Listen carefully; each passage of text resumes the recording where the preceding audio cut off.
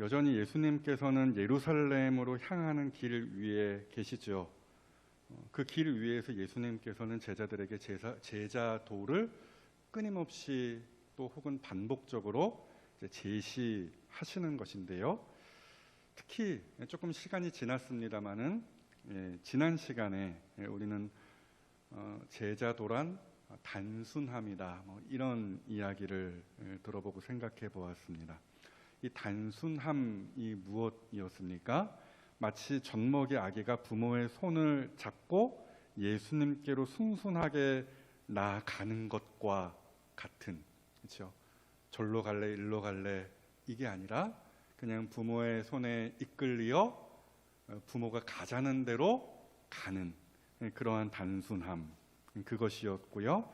또 예수님의 품 안에 안기어서 예수님께서 주시는 그 안수와 축복을 그대로 이렇게 받아들이는, 그걸 제가 받든다 이렇게 설명을 드렸죠. 그렇게 받아들이는, 순순하게 받아들이는 것과 같은 그러한 단순함. 나 이거 싫고 저거 주세요. 주님이 주시는데 싫다, 저게 더 좋다, 이렇게 자기 기호를 말하는 것이 아니라 주시는 것을 그대로 받드는 그 단순함에 대하여 말씀드렸습니다. 즉, 제자는 주님이 말씀하시면 뒤를 돌아보지 않습니다. 가라 하시면 가는 것이고요, 바치라 하시면 바치는 것입니다. 속된 말로 그런 말이 있죠. 까라면 깐다, 이런 말이 있지 않습니까? 제자다움입니다, 그게. 그렇죠? 그러나 오늘 본문은 정확하게 앞선 그 어린 아기에 대한 이야기, 그걸 통해서 주님이 설명하신 그 제자도, 그 단순함이라는 것과 완전하게 대비가 되어서 도리어 제자에게 합당하지 않는 사례를 보여줍니다. 그게 오늘 본문의 이야기입니다. 오늘 본문 보시면은 어떤 사람이 등장합니까? 마태, 마가, 누가 이 복음서를 다 합하여서 이 사람의 별명이라고 할까요? 한 가지를 지어주면은 부자, 청년, 관리, 젊은 부자, 관원, 이렇게 되겠습니다. 어찌되었건 꽤 유명한 사람으로 우리가 알고 있습니다. 이름은 우리가 알지 못하지만 이 사람에 대한 이야기는 우리가 쉽게 들어서 알고 있는 것이죠. 예수님께서 이 사람에게 뭐라고 말씀하셨습니까? 나를 따르라. 어쨌든 이따가 더 설명 다 드리겠지만 일단은 우리 눈에 들어오는 그 주님의 한 말씀은 나를 따르라, 이 말씀이었습니다. 여러분, 이 말씀을 들은 사람, 이러한 어떤 권함을 받은 사람, 성경에 몇 명이나 되겠습니까? 그렇죠? 손으로 꼽을 만 하겠죠. 그만큼 이 부자 청년 관리는 어마어마한 부르심을 예수님께로부터 직접 받은 것입니다. 그럼에도 아시는 것처럼 이 부자 청년 관리는 머뭇거렸죠. 본문 22절 끄트머리를 보니까 슬픈 기색을 띠고 근심하며 갔다. 따르라 했는데, 그렇죠? 정반대의 길로 가는 이 부자 청년 관리의 모습을 우리가 확인합니다. 즉, 단순한 순종이라는, 그냥 그 주님의 말씀을 받든다라는 이 제자도를 이 부자 청년 관리는 실천하지 못했던 것이죠. 사실은 이 부자 청년이 보여준 이 모습은 우리에게서 간간히 혹은 쉽게 찾아볼 수 있는 모습 아니겠습니까?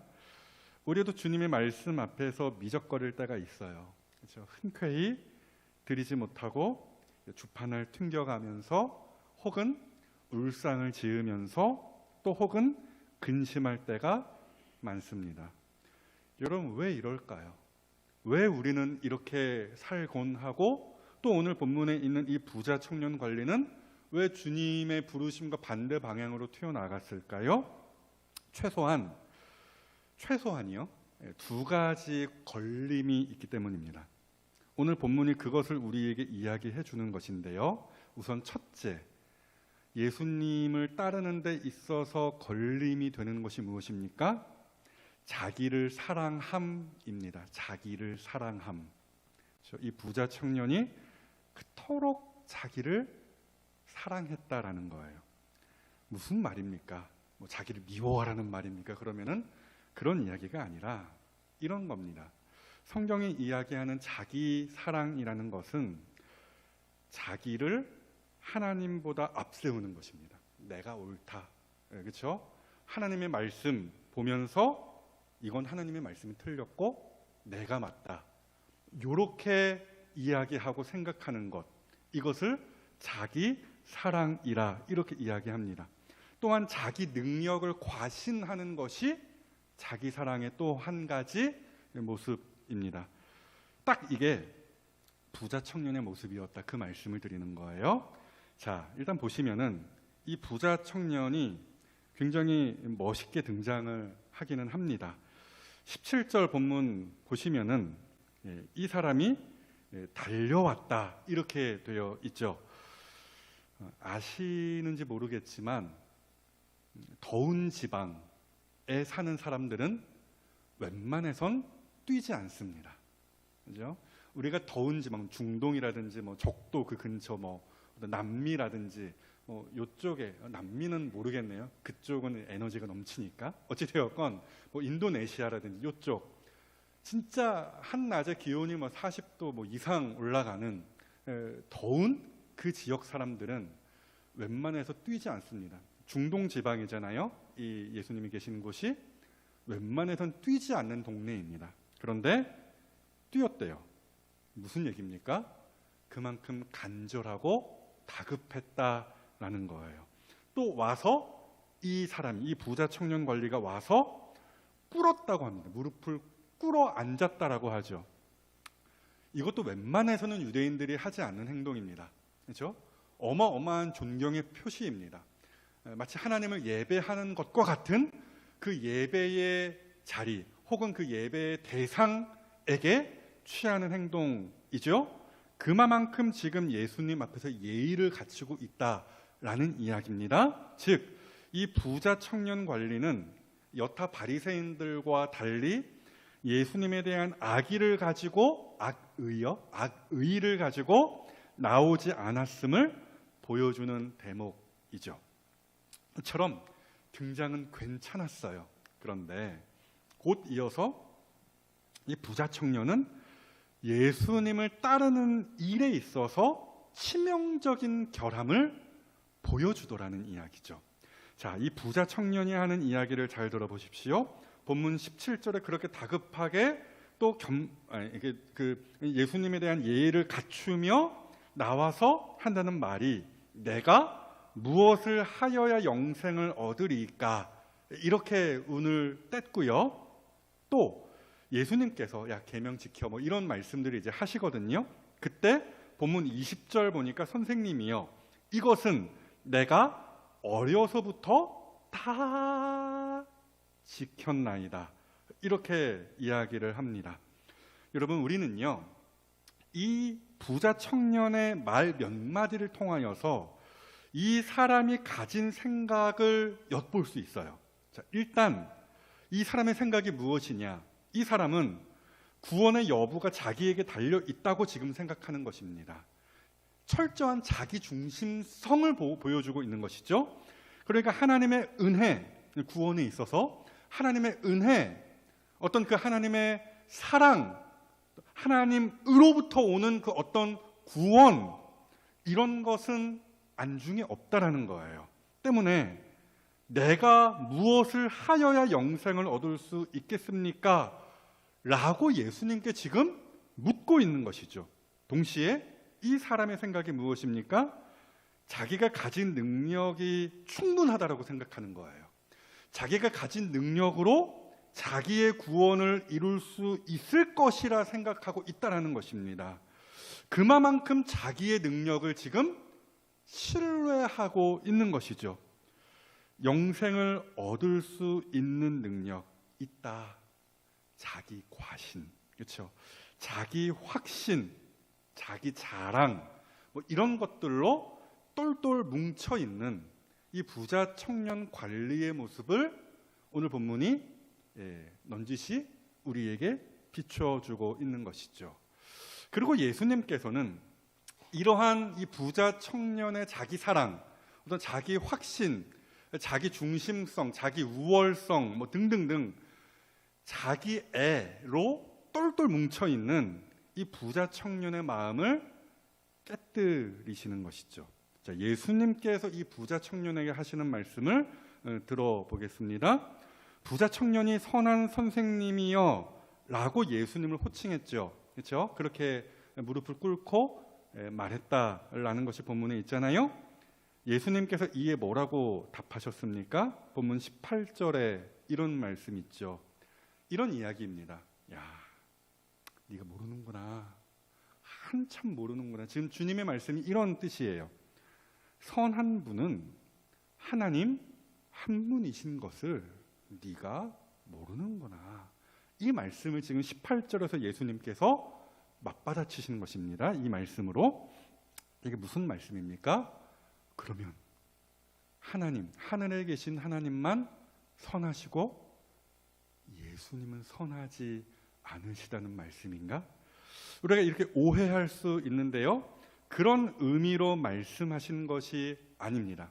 예수님께서는 사람이 선하지 않다는 것을 강조하시며 이렇게 말씀을 하신 거예요. 즉, 지금 이 부자는 무슨 생각을 가지고 있다고요? 자기 완벽하다, 이 생각을 가지고 지금 예수님 앞에 나왔다라는 것이죠. 나 죄 지은 거 하나 없다, 지금 이런 심정이에요. 지금 예수님 앞에서 지금 하는 말을 가만히 들어보면은 나는 완전 무결한 사람입니다, 마치 이런 식으로 이야기하는 것이에요. 구원의 여부가 자기에게 달려있고 자기는 그 구원을 충분히 얻을 만한 자격이 있다라고 생각하고 지금 예수님 앞에 나와 있는 거예요. 나만큼 완벽한 사람이 있으면 나와 보세요. 자기를 자랑하면서 과시하고 있는 이 부자 청년에게 뭐라고 말씀하신다고요? 그 생각을 부수시는 것이죠. 야, 너 선하지 않다? 이걸 말씀하시는 거예요.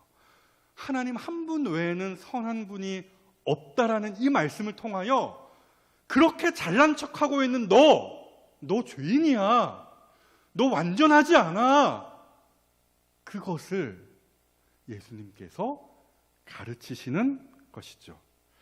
그래서 저 뒤에 이런 말씀도 하시죠. 뭐라고 27절까지 가보시면은 27절 뭐라고 예수님께서 말씀하십니까? 사람으로는 할 수 없으되 하나님으로는 그렇지 아니하니 하나님으로서는 다 하실 수 있느니라. 이런 말씀도 이제 곁들이시죠. 이 말씀은 또 무슨 말씀이겠습니까? 사람에게 능력 없다, 이 말씀을 하시는 거예요. 즉 영생 혹은 구원, 천국을 얻는 일은 사람이 아무리 발버둥치고 노력해봤자 얻을 수 있는 것이 아니라, 이 말씀을 예수님께서 오늘 가르치신다고요. 영생은 오직 어디로부터 오는 것입니까? 구원은 누구에게 달려있는 문제입니까? 내가 어떻게 하느냐, 나의 행위에 달려있는 것이 아니라 하나님께서 베푸시는 은혜에 전적으로 달려있다라는 것을 우리 주님이 오늘 가르치시는 것입니다. 여러분 잘 아시잖아요. 사람 무지합니다, 무능력합니다, 악합니다, 죄인입니다. 우리는 주님을 떠나서는 아무것도 할 수 없는 사람들입니다. 잘 아시잖아요. 우리 주님이 포도나무시고 우리는 가지, 나를 떠나서는 너희가 아무것도 할 수 없느니라, 우리 주님이 말씀하셨어요. 그런데도 이 부자 청년은 이 진리의 말씀을 몰랐던 것이죠. 내가 뭘 하면 되겠습니까? 나는 할 수 있습니다, I can do it, 뭐 이런 거죠. 여러분, 이게 지금 이 부자 청년이 보여주고 있는 자기 사랑입니다. 예수님을 따르는 데 있어서 하나도 도움이 안 되는 뒤틀린 자기 사랑입니다. 하나님을 배제시켜버린, 내가 할 수 있거든, 말씀 없어도 내가 할 수 있거든, 뭐 이런 거예요. 가령 이러한 빗나간 자기 열심, 자기 공로를 앞세우는 자기 자랑, 자기 능력을 과신하는 자기 확신, 이러한 뒤틀린 모습을 이 부자 청년 관리가 여실히 보여주고 있는 것이고요. 우리 주님은 이 부자 청년 한 사람의 모습을 통하여서 가르치시는 것이죠. 이런 거 제자에게 합당하지 않다라는 거예요. 그리고 둘째, 우리 주님의 명령을 흔쾌히 따르는 일에 있어서, 제자의 길을 가는 데 있어서 또 어떤 방해물이 있겠습니까? 재물을 사랑함입니다. 자, 오늘 예수님께서 이 부자 청년의 완악함을 겉모양으로 봤을 땐 굉장히 선해 보이잖아요. 그렇죠? 이 사람보다 더 천사 같은 사람이 세상에 어디 있을까? 이렇게 우리가 생각할 수 있잖아요. 아니에요. 이 청년의 완악함을 우리 주님이 들추십니다.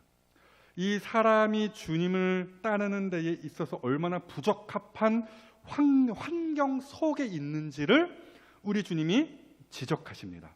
일단 보시면은 예수님께서는 이 부자 청년이 결코 율법을 온전히 지키지 못하였음을 확인시켜 주십니다. 이 부자 청년이 예수님께 물었다잖아요. 내가 무엇을 하여야? 하나님께서 은혜를 베풀어, 이게 아니라 그렇죠? 내가 무엇을 하여야 영생을 얻을 수 있겠습니까? 이에 예수님께서 하시는 말씀을 잘 들어보십시오. 19절. 우리 19절은 우리 다 같이 한번 읽어 보겠습니다. 19절 말씀입니다. 시작. 내가 계명을 안 하니 살인하지 말라, 간음하지 말라, 도둑질하지 말라, 거짓 증언하지 말라, 속여 빼앗지 말라, 내 부모를 공경하라 하였느니라. 자, 우리 주님께서 10계명을 지금 언급하시는 거예요. 조금씩 순서가 다르고 약간 모양이 다른 부분이 있지만 어찌되었건 10계명을 지금 언급하셨는데요. 여러분 잘 아시죠? 10계명은 크게 두 부분으로 나뉘어집니다. 이것을 각각 정리해서 표현하면은 두 문장으로 표현하면 이렇게 됩니다. 우리 주님께서 마태복음 22장에서 친히 말씀하신 바입니다. 하나님을 마음을 다하고 목숨을 다하고 뜻을 다하여 사랑하고, 이게 첫 번째 계명이고, 둘째는 내 이웃을 내 자신과 같이 사랑하라. 그러니까 오늘 예수님께서는 이 부자 청년과의 대화 속에서 그 10계명의 두 번째 단락이라고 할 수 있는 그 부분, 즉 내 이웃을 내 몸과 같이 사랑하라는 계명을 쏙 지금 빼오신 거예요. 그렇죠? 그러시면서 이거 알지? 그렇죠? 지금 19절 우리가 읽었잖아요. 이 계명들, 이웃에 대한 계명들, 사람에 대한 계명들 알지? 이거 다 지켰지? 우리 주님의 말씀이 이거였다라는 거예요. 이에 부자 청년이 쏜살같이 대답하기를, 예, 너무나 당당하죠. 예, 어려서부터 다 지켰습니다. 제가. 그렇죠? 여러분, 정말입니까? 정말 이 사람이 어려서부터 지켰고 지금도 그 이웃을 너의 몸과 같이 사랑하라는 그 하나님의 계명을 지키고 있습니까? 아니라는 거죠. 오늘 예수님께서 이것을 확인시켜 주시는데요. 그래서 21절 보시면은 굉장히 충격적인 명령을 이 사람에게 하시는 장면이 있어요. 이 사람에게만 주어진 굉장히 독특한 명령을 우리 주님께서 언급하십니다. 21절, 가서 너에게 있는 것을 다 팔아 가난한 자들에게 주라. 이렇게 말씀을 하시는 대목 보이시죠? 여러분, 우리 주님의 노림수가 무엇입니까? 정말로 네가 너의 이웃을 너의 몸과 같이 사랑하라는 그 계명 지켰다면, 어려서부터 철저하게 내가 온전하게 네가 지켰다라고 한다면, 뭐 가난한 자들에게 네 소유 다 팔아서 주는 거 이거 쉬운 일 아니니, 이걸 말씀하시는 거예요. 즉 부자 청년의 말대로 정말로 이웃을 너의 몸과 같이, 자기 몸과 같이 사랑하고 있다면 이 부자 청년은 흔쾌히 단순하게 뒤도 돌아볼 것 없이, 왜요? 그렇게 지켰다면서요, 살아왔다면서요, 그냥 이웃을 적당하게 사랑하라, 이렇게 우리 하나님은 가르치시지 않았다라는 거죠. 뭐와 같이? 너의 몸과 같이, 네가 먹는 것 같이 너의 이웃을 먹이고, 네가 입는 것 같이 너의 이웃도 입힐 수 있어야 된다, 이런 말씀이죠. 그렇다면 예하고 순순하게 따랐어야 되었겠죠. 그렇죠? 그런데 그렇게 따랐습니까? 못 따랐죠. 다 아시는 것처럼 단순한 순종을 이 부자, 이 청년 관리는 이루어내지를 못했습니다. 왜 그랬습니까? 그 안에 완악함이 있었기 때문입니다. 달리 표현드리면 탐심이 그 안에 가득했기 때문입니다. 재물을 사랑했기 때문입니다. 본문도 그걸 이야기해 주죠. 22절 보시니까 그 사람은 재물이 많은 거로, 어찌되었건 지금 재물을 걸고 넘어지고 있잖아요. 이 성경이 재물이 많은 거로 이 말씀으로 인하여 슬픈 기색을 띠고 근심하며 가니라. 우리 주님의 부르심과 정반대 방향으로 갈 수밖에 없었어요. 이로써 증명이 된 것이죠. 뭐가 증명이 되었습니까? 얼마나 이 사람이 악한지 뿐만 아니라 그 완악함으로 말미암아 이 사람이 하나님께서 주신 계명을 얼마나 멸시하고 있었는지가 사실 드러났다는 거예요. 겉으로 보기에는 괜찮아 보였죠. 노력이 가상하기는 했죠. 그래서 우리 주님이 보시고 사랑스럽게 여기시다, 뭐 이런 사실 표현도 본문 가운데 있어요. 그럼에도 결과적으로는 이 사람은 지키지 못했어요. 아니요, 지켜본 적이 없는 거예요. 겉으로는 그럴듯하게 꾸몄지만, 그래서 지켰다라고 당당하게 사람들 앞에서 말하고는 있지만, 아니요, 하나님은 중심을 보신다고 했죠. 그렇죠? 우리 주님에게는 미달인 거예요. 그리고 부족하다라고 우리 주님이 말씀하시잖아요. 노력은 가상하나, 아니야, 너 온전하지 못해, 너 선하지도 않아, 너에게 능력도 없어, 이런 것들을 말씀하시면서 그 사람 안에 있는 탐심, 그 완악함을 들추시죠. 뿐만 아니에요. 결국 이 부자 청년은 자기 안에 넘치는 그 탐심으로 말미암아 제자의 길에 들어서지도 못했다라는 것이죠. 분명히 우리 주님께서는 가진 것을 다 팔아 가난한 자들에게 주라 하셨죠. 근데 가만히 보시면 이거 하나가 아니에요. 그렇죠? 또 그 다음에 어떤 말씀을 덧붙이십니까? 와서 나를 따르라. 그렇죠? 그러니까 무슨 말씀이냐면, 재물과, 잘 보세요, 우리 주님을 이 부자 청년 앞에 두신 거예요. 그러시고서 너 돈을 택할래? 나를 택할래? 물질을 섬길래? 나를 섬길래? 우리 주님은 말씀하셨거든요. 마태복음 6장 24절이죠. 사람이 재물과 하나님을 겸하여 섬길 수 없다라고 말씀하셨잖아요. 그 말씀 같은 맥락이에요. 두 개를 놓고서 너 택해라. 사실은 이 말씀을 이 부자 청년에게 하시는 것이죠. 그러니까 지금 우리 주님께서는 선한 의도로서의 어떤 시험을 주시는 거예요. 마치 하나님께서 아브라함에게 주셨던 그 시험, 어떤 게 있었습니까? 하나님께서 느닷없이 말씀하셨죠. 아브라함아, 아브라함아, 너의 뭐라고? 아들, 너의 아들, 사랑하는 독자 이삭. 그러니까 그냥 네 아들 바쳐라 이렇게 말씀하셔도 되는데 내 아들, 사랑하는 독자 이삭, 아브라함에게 얼마나 끔찍이도 사랑스러운 존재였으면 아브라함의 마음을 그 아시는 하나님께서 표현하신 거예요. 야, 너 아브라함 없으면 못 살지. 이삭 없으면 못 살지. 이런 말씀을 지금 운을 그렇게 떼시는 것이죠. 그런데 그걸 어떻게 하라고요? 번제로 바치라. 지금 이 부자 청년에게 주신 이 주님의 말씀과 사실 아브라함에게 하나님께서 주신 그 시험의 그 말씀이 같은 맥락이에요. 너 둘 중에 뭐 택할래? 날 택할래? 이 재물 택할래? 그런 거죠. 이에 부자 청년이 결국 어떻게 반응했다고요?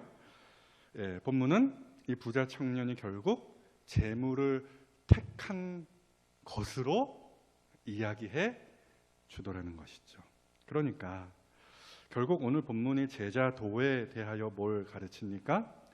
예수님을 택하고 예수님을 따르고 그의 말씀에 단순하게 순종하는 일에 있어서 심히 방해가 되는 것 또 한 가지, 그것이 바로 재물을 사랑함이라. 이것을 우리에게 가르쳐주고 있습니다. 사랑하는 여러분, 정리해 보겠습니다. 결론적으로 제가 두 가지만 짧게 말씀드릴게요. 첫째, 여러분 우리가 제자라고 한다면 우리는 자기를 부인하는 사람들임을 명심하십시오. 이미 예수님께서 가르치셨잖아요. 이 제자도에 관한 가르침의 포문을 여시면서 마가복음 8장 34절에서 누구든지 나를 따라오려거든 자기를 부인하라 이렇게 가르치시는 거 기억하시죠? 여러분, 자기 부인, 이것을 단 한마디로 표현한다면 겸손입니다. 그렇죠? 하나님께 자리를, 그 중심의 자리를 내어드리고 그 뒤에 와서 끌어안는 것, 이런 모양새, 이것이 바로 자기 부인이라는 것이죠. 때문에 제자라는 것은 자기의 능력을 신뢰하지 않습니다. 부자 청년과 같이요, 오로지 하나님의 은혜에 기댑니다. 마치 어린 아기가 예수님의 품에 쏙 안겼던 것처럼 그렇게 하나님의 은혜에만 기댑니다. 제자는 내 계획을 주장하지 않습니다. 주님이 주시는 것을 그대로 받듭니다. 마치 어린 아기가 우리 주님이 주시는 그 안수와 축복을 그대로 받아들였던 것처럼 내 계획은 그게 아닌데요, 내가 받고 싶은, 내가 원하는 건 그게 아닌데요, 이런 이야기 하지 않습니다. 주님이 주시는 것을 그대로 받들어요. 그렇게 주님을 닮아가며 주님의 말씀을 따라 사는 것, 이것이 바로 자기를 부인하는 제자의 모습이에요. 여러분, 그렇게 살면 결국 우리의 입에서 나오는 고백부터가 달라지겠죠. 바울의 고백을 여러분 잘 아시지 않습니까? 고린도전서 15장 10절, 내가 나 된 것은 하나님의 은혜로 된 것이니 이러이러한 수고 많이 했지만 그거 다 내가 한 것이 아니요 오직 나와 함께 하신 하나님의 은혜로라. 여러분, 축복합니다. 항상 이 고백, 하나님의 은혜를 찾는, 은혜에 기대는, 은혜를 고백하고 증거하는 이러한 고백이 있는 삶 사시기를 주님의 이름으로 축복합니다. 이것이 제자의 합당한 모습이에요. 그리고 둘째, 자족을 배우십시오. 잘 아시는 것처럼 돈을 사랑함이 일만하게 뿌리고요, 탐심은 우상 숭배입니다. 때문에 제자는 헛된 일과 물질의 마음을 두고 근심하지 않습니다. 그저 주님께서 주시는 것으로 만족하는 삶을 살아가요. 그렇죠? 그래서 바울이 이렇게 가르치지 않았습니까? 디모데전서 6장 8절이죠. 우리가 먹을 것과 입을 것이 있은즉 족한 줄로 알 것이니라. 여러분, 이것을 딱 한마디로 줄이면 뭐가 되겠습니까? 자족이죠. 자족. 여러분, 명심합시다. 하나님이 지금 나에게 주신 것이 충분합니다. 필요 이상의 것을 탐내는 자는 반드시 악한 의미로서의 시험 올무에 걸립니다. 바울의 가르침이 있죠. 디모데전서 6장 8절. 바로 앞선 6장 8절에서 제가 아까 읽어드렸잖아요. 먹을 것과 입을 것이 있은즉 족한 줄로 알 것이니라 하고서 그 다음에 부하려 하는 자들은 탐심, 욕심, 그렇죠? 부하려 하는 자들은 반드시 시험과 올무와 여러 가지 어리석고 해로운 욕심에 떨어진다 가르쳤습니다. 사랑하는 여러분, 그러므로 주님이 주신 것에 만족하십시오. 그것에 감사하십시오. 하나님의 은혜로 그렇게 하루를 살아가십시오. 그렇게 오로지 은혜만, 하나님의 은혜만, 하나님의 사랑, 하나님께서 주신 것들만 자랑하며 그것으로 만족하시며 감사하시며 자랑하시는 이 자리에 모든 주의 제자들이 다 되시기를 주님의 이름으로 축복합니다.